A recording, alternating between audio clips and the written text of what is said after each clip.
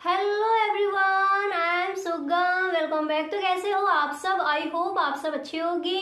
स्वागत है आप सभी का आपके अपने एसपी स्टडी यूट्यूब चैनल पर। तो गाइस, आज हम आपके लेकर आए हैं जो आपका इकोनॉमिक्स है, अर्थशास्त्र के जो आपके very very most important question है इस बार के बोर्ड एग्जाम के लिए, वो सारे क्वेश्चन हम इस वीडियो में कवर करने वाले हैं। तो वीडियो आपको पूरा देखना है, इस वीडियो को आप बिल्कुल भी स्किप ना करें, ठीक है। जो भी आपके इंपोर्टेंट क्वेश्चन है इकोनॉमिक्स में, और जो स्टूडेंट इकोनॉमिक्स में कमजोर है, अर्थशास्त्र में जो स्टूडेंट्स कमजोर है, जिनको समझ नहीं आता, तो बिल्कुल भी आपको टेंशन लेने की जरूरत नहीं है। इस वीडियो में आपको इकोनॉमिक्स के सारे इंपॉर्टेंट क्वेश्चन बताए जाएंगे।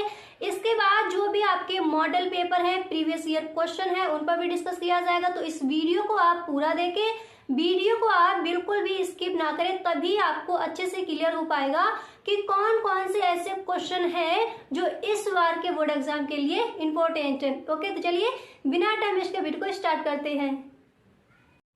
तो देखिए, यहाँ पर सबसे पहले हम देखेंगे जो हमारे इंपॉर्टेंट क्वेश्चन है वो कौन कौन से हैं, पहले हम उनको कवर करेंगे, ठीक है। पहले देखा जाएगा कि अतुल्य उत्तरीय प्रश्न कौन कौन से इंपॉर्टेंट है, उनको पहले देखिए। पहला प्रश्न मैंने यहाँ पर लिया है कि विनिमय किसे कहते हैं, ठीक है। विनिमय किसे कहते हैं आपका इंपॉर्टेंट है, अतुल्य उत्तरीय प्रश्न है। तो देख लीजिए इसका आंसर क्या हो जाएगा। तो विनिमय, सबसे पहले आप हेडिंग डालोगे, विनिमय यानी एक्सचेंज क्या है ये आपको बताना है। तो देखिए, विनिमय वह क्रिया है जिसमें किसी वस्तु या उत्पादन के साधन का क्रय विक्रय किया जाता है, विनिमय कहलाता है। क्लियर हुआ? विनिमय क्या है? विनिमय वह क्रिया है जिसमें किसी वस्तु या उत्पादन के साधन का, ठीक है, क्रय विक्रय किया जाता है, वो हमारा क्या कहलाएगा? एक्सचेंज यानी विनिमय कहलाता है, ठीक है। अब इसके बाद आप देख सकते हो अगला प्रश्न आपका मैंने यहाँ पर लिया है कि समष्टि अर्थशास्त्र से आप क्या समझते हैं। अब क्वेश्चन यहाँ पर इस तरह से मैंने लिया है कि समष्टि अर्थशास्त्र से आप क्या समझते हैं। यही प्रश्न आपका इस तरह से भी पूछा जा सकता है कि समष्टि अर्थशास्त्र की परिभाषा क्या होगी, या फिर समष्टि अर्थशास्त्र की परिभाषा दीजिए, समष्टि अर्थशास्त्र से क्या आशय है। इस तरह से आपके क्वेश्चन आस्क किए जाएंगे। अब यहाँ पर देख लीजिए, समष्टि अर्थशास्त्र मैंने दिया है, आपको व्यष्टि अर्थशास्त्र भी याद कर लेना है कि व्यष्टि अर्थशास्त्र की परिभाषा क्या है, ठीक है। तो समष्टि अर्थशास्त्र की परिभाषा क्या है समझ लीजिए यहाँ पर। तो सबसे पहले आप हेडिंग डालोगे समष्टि अर्थशास्त्र यानी मैक्रो इकोनॉमिक्स, ठीक है। फिर आप इसमें लिखोगे, देखिए इसकी परिभाषा क्या हो जाएगी। समष्टि अर्थशास्त्र में संपूर्ण अर्थशास्त्र की आर्थिक इकाइयों का अध्ययन होता है। कई बार मैंने इस परिभाषा को आपको बताया है कि समष्टि अर्थशास्त्र क्या है। समष्टि अर्थशास्त्र संपूर्ण अर्थशास्त्र की, ठीक है।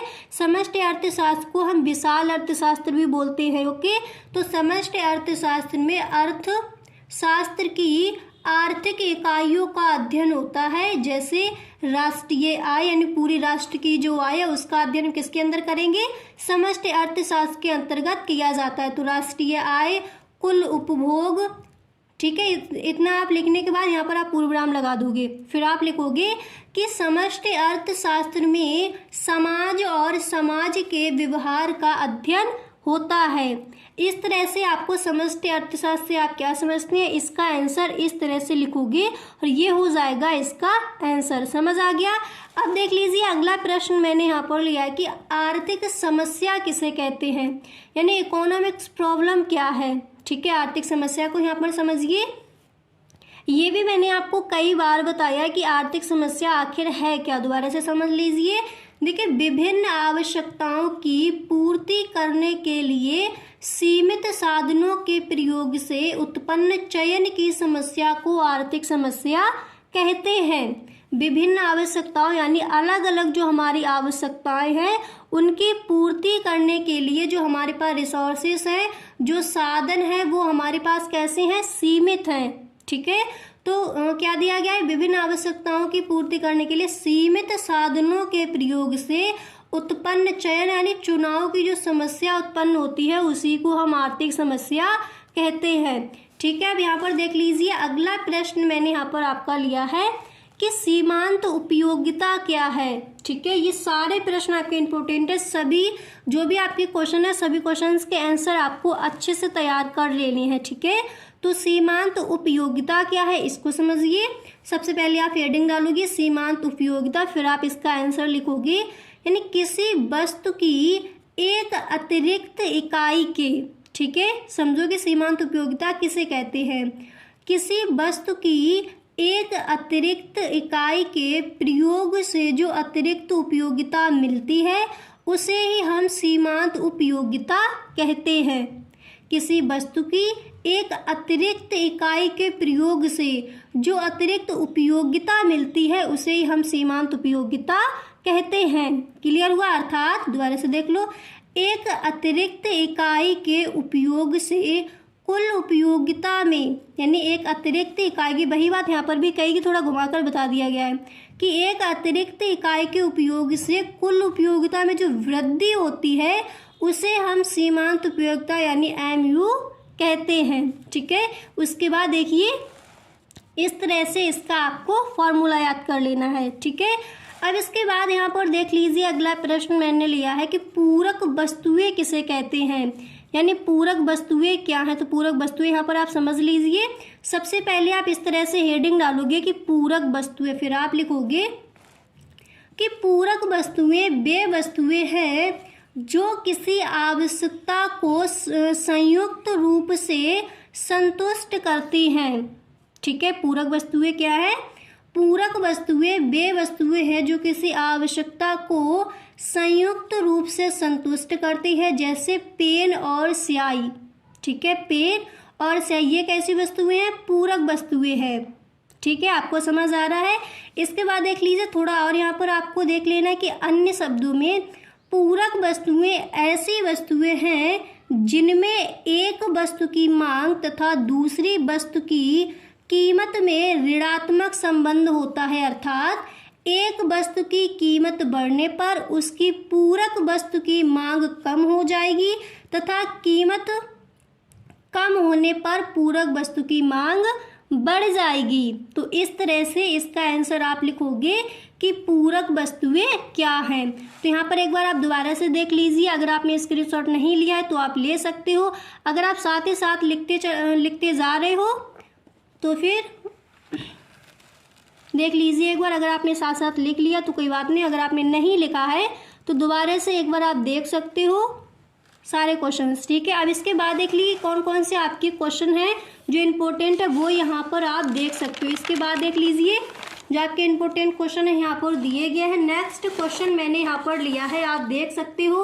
अगला क्वेश्चन यहाँ पर दिया गया है कि मांग की लोच क्या है, परिभाषा दीजिए। कई बार क्वेश्चन आज दिया गया है मांग की लोच अथवा मांग की कीमत लोच। ठीक है, तो देख लीजिए मांग की लोच क्या है। इस तरह से आप पहले आप हेडिंग डालोगे मांग की लोच। ठीक है, फिर आप इसमें लिखोगे, फिर देखिए आपको इस तरह से इन्वर्टेड कॉमा बिगिन करना है। फिर आप यहाँ पर लिखोगे कि मांग की लोच का बाजार में कम या अधिक होना इस बात पर निर्भर करता है कि वस्तु की कीमत में एक निश्चित मात्रा में परिवर्तन होने पर उसकी मांग में सापेक्ष रूप से अधिक या कम अनुपात में परिवर्तन होता है।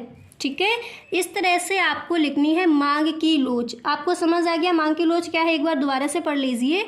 मांग की लोच का बाजार में कम या अधिक होना इस बात पर निर्भर करता है कि वस्तु की कीमत में एक निश्चित मात्रा में परिवर्तन होने पर उसकी मांग में सापेक्ष रूप से अधिक या कम अनुपात में परिवर्तन होता है। क्लियर हुआ?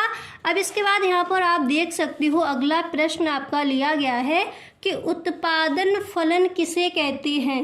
ठीक है, उत्पादन फलन क्या है, अब आप इसको समझिए।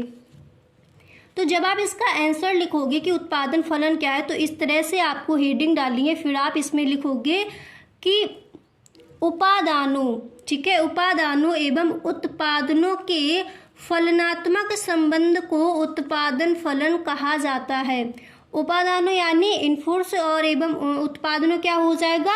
आउटपुट्स। ठीक है, तो उत्पादन फलन किसे कहते हैं? उत्पादन फलन देख लीजिए, उपादानों एवं उत्पादनों के फलनात्मक संबंध को उत्पादन फलन कहा जाता है। इसके बाद देख लीजिए, आप लिखोगे कि उत्पादन फलन हमें यह बताता है कि समय की एक निश्चित अवधि में उपादानों के परिवर्तन से उत्पादन आकार में किस प्रकार कितनी मात्रा में परिवर्तन होता है। तो आपको समझ आ गया कि उत्पादन फलन आखिर है क्या। उत्पादन फलन की परिभाषा आपको अच्छे से क्लियर हो गई, ठीक है। अब इसके बाद देख लीजिए, जो आपका अगला प्रश्न है वो आपका यहाँ पर दिया गया है।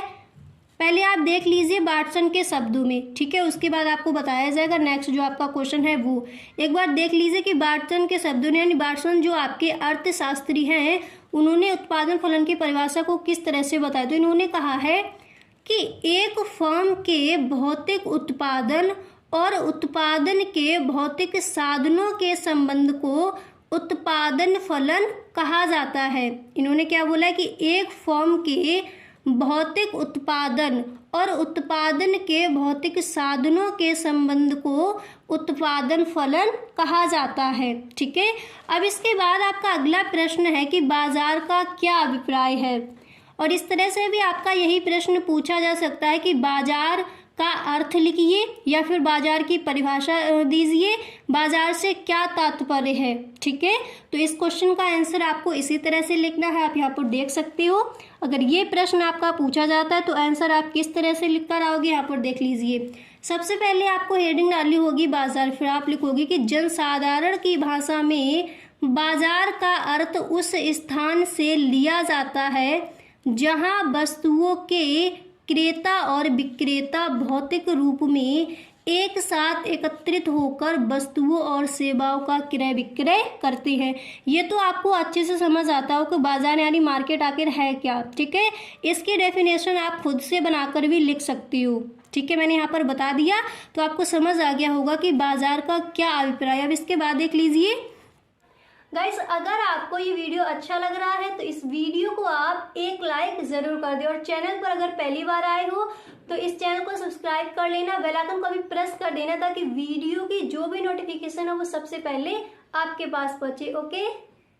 प्रोफेसर बेनहम के अनुसार, यानी इन्होंने बाजार की जो परिभाषा है उसको किस तरह से प्रदर्शित यहाँ पर किया है आप देख सकते हो। इन्होंने कहा है कि बाजार वह क्षेत्र होता है जिसमें क्रेता और विक्रेता एक दूसरे के इतने निकट संपर्क में होते हैं कि एक भाग में प्रचलित कीमतों का प्रभाव दूसरे भाग में प्रचलित कीमतों पर पड़ता रहता है, ठीक है। अब इसके बाद यहाँ पर आप देख सकते हो आपका अगला प्रश्न है कि संतुलित कीमत किसे कहते हैं। संतुलित या फिर संतुलन कीमत किसे कहते हैं। तो यहाँ पर देख लीजिए इस प्रश्न का आंसर क्या हो जाएगा, यहाँ पर आप देख सकते हो। तो देखिए पहले आप हेडिंग डालोगे संतुलन कीमत, फिर आप इसमें लिखोगे, देख सकते हो कि जिस कीमत पर क्रेता वस्तु को खरीदने के लिए तैयार है, ठीक है। जिस कीमत पर क्रेता वस्तु को खरीदने के लिए तैयार है तथा विक्रेता बेचने को तैयार है तो वह वस्तु की संतुलन या साम्य कीमत होती है। आपको समझ आ गया कि संतुलन कीमत क्या है, अच्छे से क्लियर हुआ। इसके बाद देख लीजिए कि संतुलन कीमत पर वस्तु की मांग और वस्तु की पूर्ति आवास में बराबर होते हैं, ठीक है। इसके बाद जो आपका अगला प्रश्न है वो प्रश्न आपका ये है कि वास्तविक राष्ट्रीय आय क्या है। वास्तविक राष्ट्रीय आय क्या है, इसको समझिए। अब आप यहाँ पर तो जब आप इसका आंसर लिखोगे तो सबसे पहले आपको हेडिंग डालनी होगी कि वास्तविक राष्ट्रीय आय, फिर आप इसमें लिखोगे कि यह आधार वर्ष की कीमतों पर चालू वर्ष के उत्पादन का मूल्य है।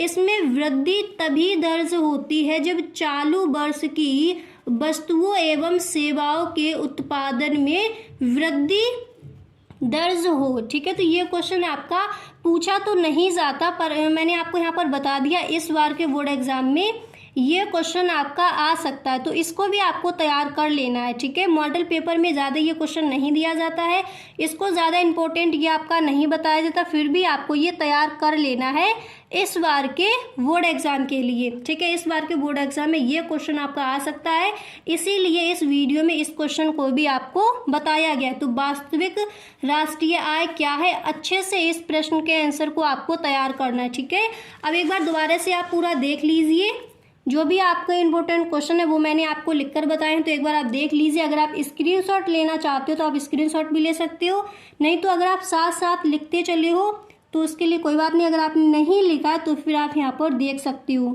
ठीक है, तो गाइस आज के लिए बस इतना ही, मिलते हैं नेक्स्ट वीडियो में। आई होप आपको वीडियो पसंद आया होगा। गाइस अगर आपको वीडियो अच्छा लगा है तो इस वीडियो को आप एक लाइक ज़रूर कर दे। Okay, thank you so much.